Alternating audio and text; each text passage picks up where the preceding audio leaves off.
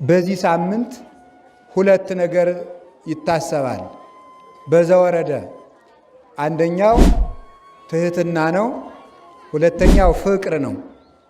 በዚህ ዘወረደ ይባላል። በፍቅር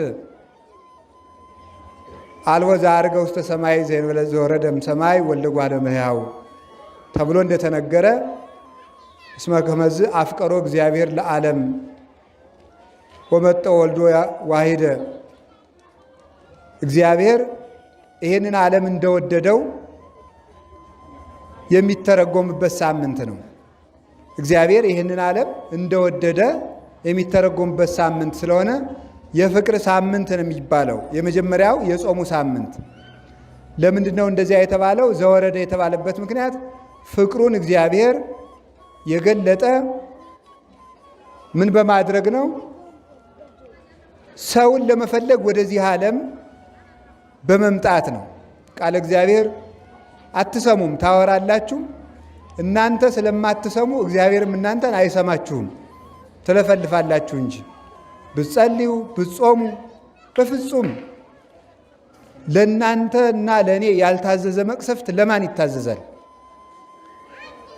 እግዚአብሔርን አትሰሙም፣ እግዚአብሔርም አይሰማችሁም፣ ታወራላችሁ እና ከቤትም ማውራት ከዚህም ማውራት ቁም ነገራችን ሁሉ ወሬ ሆኖ እየቀረ ነው እና ልቡናችሁን መሰብሰብ ይገባል።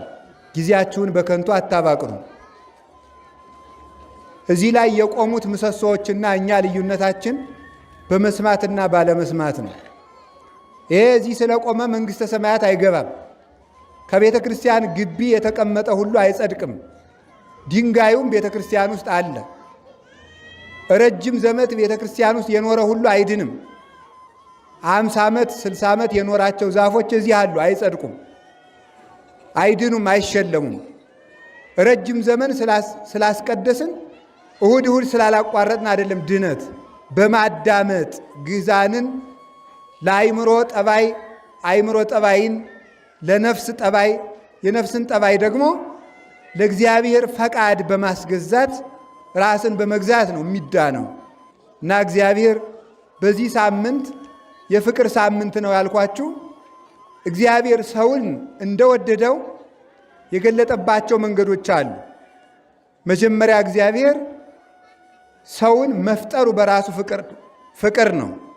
ይሄ ዓለም እግዚአብሔር በባህሪው በአንድነቱ በሦስትነቱ ሲሰለስ ሲቀደስ ይሄ ዓለም አልነበረም። ዓለምን ልፍጠር ብሎ አሰበ፣ አስቦም አልቀረ፣ ፈጠረ።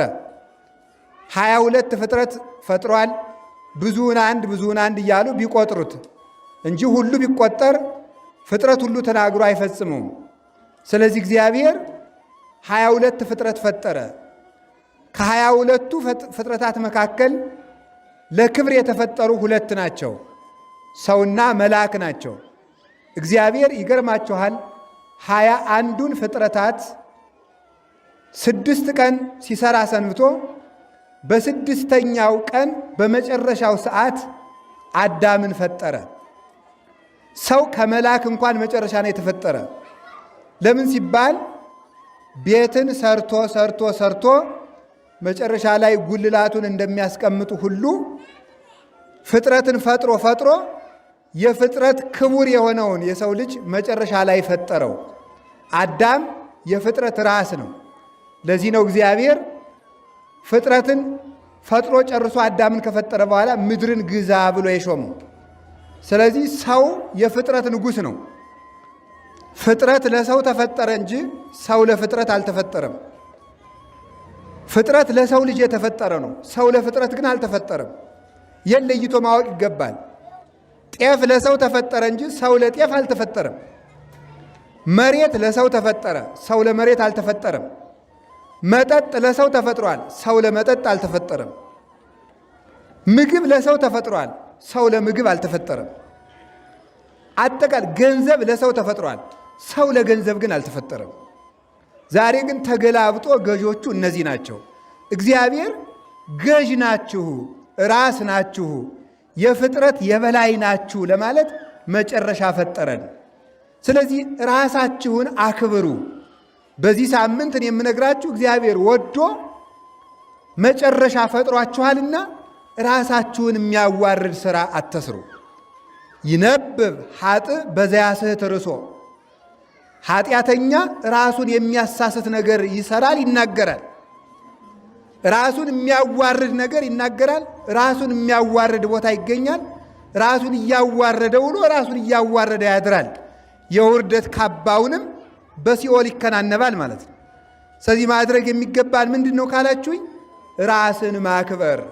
ራስን ማክበር ማለት እኔ የጀግኖች ዘር፣ እኔ ጎጃሜው፣ እኔ ጎንደሬው፣ እኔ ኢትዮጵያዊ ብሎ ራስን ማኩራራት አይደለም። ከውርደት ቦታ ራስን ማውጣት፣ ከኃጢአት አረንቋ አውፃኒ እምጽውር አመአም ወማዘቅተ ህርትምና ብሎ እንደተናገረ ከኃጢአት ጭቃ ከኃጢአት ጉድጓድ ራሱን ያወጣ ሰው ራሱን የገዛ የህይስ ብእሲ እጉስ አገር ከሚገዛ ሰው ራሱን ታግሶ የገዛ ሰው ይሻላል ይላል ሰሎሞን። ራስን መግዛት በንግግር በሆድ በእንቅልፍ ራስን የበላይ ማድረግ። ስለዚህ ይሄንን ያደረግን እንድንሆን እግዚአብሔር መጨረሻ ፈጥሮናል። ሰው መጀመሪያ ድግስ ደግሶ አዘጋጅቶ ከጨረሰ በኋላ ወዳጆቹን ወደ ድግስ ይጠራል።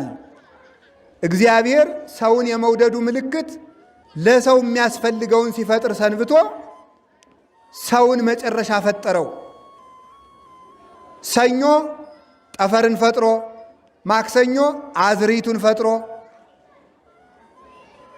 ረቡዕ ፀሐይ፣ ጨረቃ፣ ከዋክብትን ለብርሃን ፈጥሮ፣ ሐሙስ የባህር እንስሳትን ፈጥሮ አሳውን፣ ዓርብ በሬውን ላሙን ፈጥሮ ጨርሶ መጨረሻ ላይ ሰውን ፈጠረ። እግዚአብሔር አዳምን እስከሚፈጥር ድረስ ምን ሲያደርግ ሰነበተ ቢባል ለአዳም ድግስ ሲደግስ ሰነበተ ይላሉ ሊቃውንት። የእግዚአብሔር ወዳጅ የድግሱ ተካፋይ ነው የሰው ልጅ።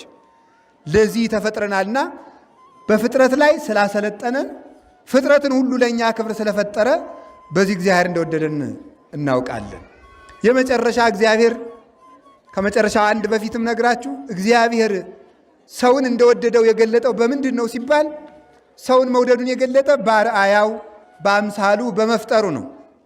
እንግዲህ ከዚህ ውስጥ ያለ ሰው ልብሱን የሚሰጥ ይኖራል፣ ምግብ ቆርሶ የሚያጎርስ ይኖራል፣ ውሃ ቀርቶ የሚያጠጣ ይኖራል፣ ምክር የሚመጸውትም ይኖራል፣ ሲታመሙ የሚጠይቅ ቢያጡ ዋስ የሚሆን ሰው ይኖራል።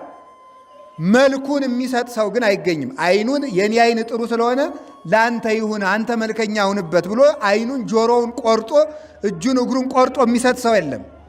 መልኩን የሚሰጥ ፍጡር የለም። የእግዚአብሔር የመጨረሻ ለጋስነቱ በመልኩ መፍጠሩ ነው። ሰው ማንን ይመስላል ሲባል እግዚአብሔርን መስሎ የተፈጠረ ነው። ይህ የገባን አይመስለኝም። ይህ የገባው ሰው ማለት ሰውን አይንቅም። ሰውን የሚንቅ ሰው የሚንቀው የእግዚአብሔርን መልክ ነው። የአንድ ትልቅ ባለስልጣንን ፎቶ ይዞ ያንቋሸሸ ሰው ያንን ባለስልጣን እንደናቀ ተቆጥሮ የሚታሰር ከሆነ በሰው ላይ የሚመጻደቅ ራሱን መልካም የሚያደርግ ራሱን ጥበበኛ የሚያደርግ ራሱን የጀግና ዘር የሚያደርግ ራሱን እንደ ጥበበኛ ሌላውን እንደ ደንቆሮ የሚቆጥር ራሱን እንደ ደግ የሚቆጥር በዚያ የሚመካ የራሱን ታሪክ እየዘረዘረ የሚመጻደቅ ሰው እንዲህ ያለ ሰው የእግዚአብሔርን መልክ የናቀ ነው በእውነቱ ማለት ነው። ሰውን እየተሳደቡ እግዚአብሔርን ማረኝ፣ ሰውን እየናቁ እያንቋሸሹ አይገሌ አይረባም፣ ገሌ እንኳን የገሌ ንግግር አይረባም፣ አርፈ ቁጭ በል አንተ ያልገባህ ነገር ነው እያሉ እግዚአብሔር ሲፈጥር ንቆ ያልተወውን ሰው እንዴት እኛ እንንቃለን? ምን ስልጣን ሳለን? ሰውን አይደለም ውሻ የመናቅ ስልጣን እንኳን የለንም እኛ። እመቤታችን ውሃ ስትቀዳ ውሻው ሲመጣ ሌሎች ሴቶች ሲያባረሩት እሷ ልታጠጣው ስትል እንዲህ አንቺ ስቴ እንዴት ያለች ቸር ነች ሲሏት ምንድን ነው ያለች? እግዚአብሔር ሲፈጥር ንቆ ያልተወውን ውሻ እንዴት እኔ ንቀዋለሁ ነው ያለች። እግዚአብሔር አስፈላጊ ነው ብሎ የፈጠረውን ውሻ እኔ አታስፈልግም ለምን እላለሁ? እግዚአብሔር አስፈላጊ ብሎ የፈጠረውን ሰው አታስፈልግ የማትረባ ተብሎ ሰው አይሰደብም፣ ሰው አይናቅም። ሰውን እንደ መናቅ ያለ ነገር በጣም በደል የለም በእውነቱ ማለት ነው። ራስን እንደ ማክበር ያለ ከፈለጋችሁ ማስቀደስ አይደለም፣ አይናችሁን አውጥታችሁ ለእግዚአብሔር ስለት ስጡት፣ አይቀበልም። ሰው ንቃችሁ፣ ሰው ጋር ተጣልታችሁ፣ ሰውን አንቋሻችሁ፣ ሰውን አሳቃችሁ፣ ሰውን ሰድባችሁ፣ ሰውን ረግማችሁ፣ ሰውን ከሳችሁ፣ ሰውን ቀምታችሁ፣ እንደዚህ አድርጋችሁ ሰው አንገቱን እንዲደፋ አድርጋችሁ ለምን ኩላሊታችሁን አውጥታችሁ ስለት አታመጡትም? እንኳን ጧፍ፣ እንኳን ጥላ፣ እንኳን ወርቅ የፈለጋችሁናም ተቀባይነት የለውም። እስመ እግዚአብሔር ፍቅር ውእቱ፣ እግዚአብሔር ፍቅር ነው። ከወንድሙ ጋር የሚጣላ ሰው እግዚአብሔርን አያውቅም፣ ሃይማኖት እንኳን የለውም። ስለዚህ ሰውን እንድናከብር በአርአያው ፈጠረን። እኛም በእግዚአብሔር አርአያ ነው የተፈጠርነው። ቆይ ልንገራችሁ። አንድ ሰው አሁን እናንተ ፊታችሁን እንደው ዝም ብሎ እያመጣ ቀለም ቢቀባው ተወዳላችሁ? አንድ ሰውን መጥቶ ግንባራችሁን ቢጫ፣ ግራ ጎናችሁን ቀይ፣ ቀይ ጎናችሁን አረንጓዴ ቀለም ቢቀባችሁ ደስ ይላችኋል? እኔ ድንጋይ ነኝ እንደ የኔን ፊት ቀለም የምትቀባው ጭቃ ቢቀባውስ ደስ ይላችኋል? ኃጢአት ስንሰራ እግዚአብሔር እንደዚህ ይከፋዋል። የእሱ መልክ ስለሆን መልካችን በበደል ስናበላሸው፣ በዝሙት፣ በስካር፣ በሐሜት፣ በርኩሰት ስናበላሸው መልኬን አበላሻችሁ ብሎ ይከሳል እግዚአብሔር። ይህንን ማወቅ ይገባናልና ራሳችሁን አታዋርዱ እላችኋለሁ።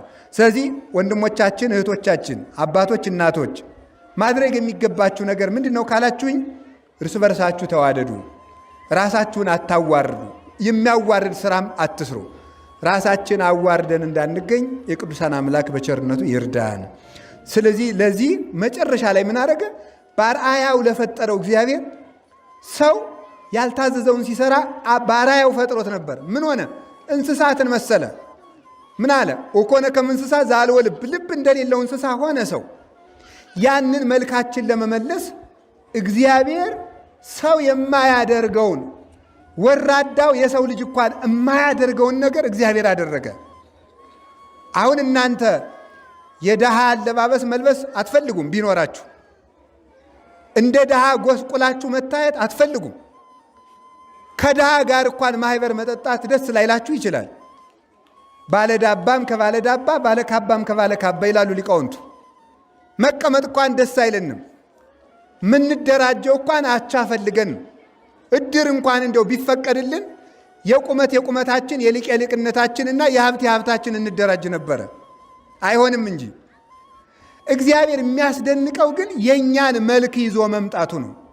ይሄ ነው ፍቅር የሚባለው። ዘወረደ የተባለ ከዚህ ነው። እኛ የእሱን መልክ ትተን ብንኮበልን እሱ የእኛን መልክ ይዞ መጣ። የባሪያን መልክ ይዞ መጣ ማለት ነው። ወነሳ አርአያ ገብር፣ የባሪያን መልክ ይዟል። እንዲህ የባሪያን መልክ የሚይዝ ጌታ የት ይገኛል? ማን ነው ሎሌውን መምሰል የሚፈልግ?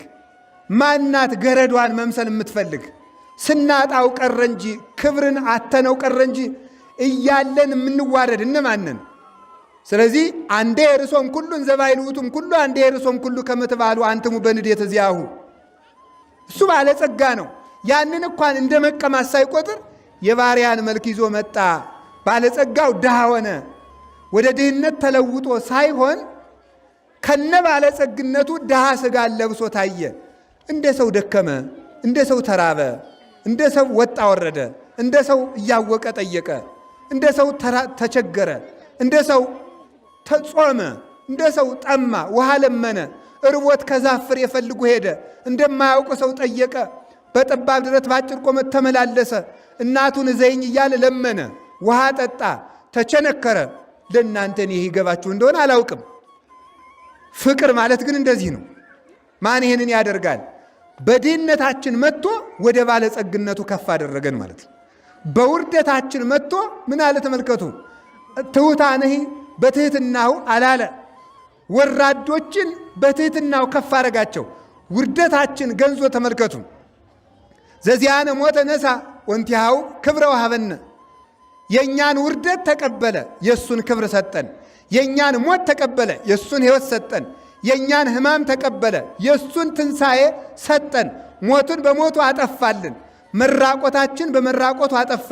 ውድቀታችን ወድቆ አጠፋ። ችንካራችን በችንካሩ ነቀለ። ሐሞት ጠጥቶ ለየኛን መራራ ሞት አስወገደልን። ይህ ነው ፍቅር የተባለው። ስለዚህ ነው ወረደ የተባለ ሰማይን ጥሎ መጥቶ ሳይሆን ብዙ ጊዜ እንደተነጋገር ነው የፀሐይ ብርሃን ከፀሐይ ሳይነጠል እዚህ እንደደረሰ የሰው ዓይን ከዓይኑ እንዳለ ሰማይ እንደሚደርስ ትከሻ እጅ ከትከሻ ሳይቆረጥ የወደቀ